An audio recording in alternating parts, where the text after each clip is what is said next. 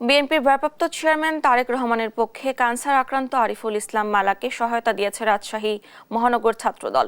সোমবার অসুস্থ আরিফুলের বাসায় গিয়ে তার খোঁজ খবর নেন এবং তাকে আর্থিক সহায়তা প্রদান করেন মহানগর ছাত্রদল নেতা ও সরকারি সিটি কলেজ ছাত্রদলের সদস্য সচিব এমদাদুল হক লিমন।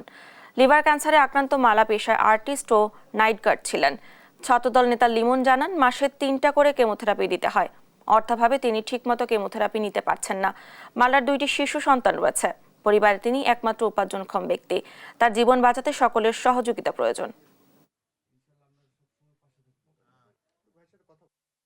আমরা তার পাশে তার চিকিৎসার জন্য আমাদের বিএনপির ভারপ্রাপ্ত চেয়ারম্যান তারেক রহমানের পক্ষ থেকে, রাজশাহী মহানগর ছাত্র দলের পক্ষ থেকে আমরা তার পাশে আর্থিকভাবে পাশে দাঁড়ানোর চেষ্টা করেছি।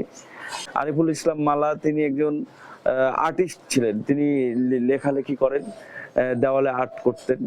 তো আমরা আমাদের সাধ্যমতো চেষ্টা করেছি তার পাশে দাঁড়ানোর জন্য।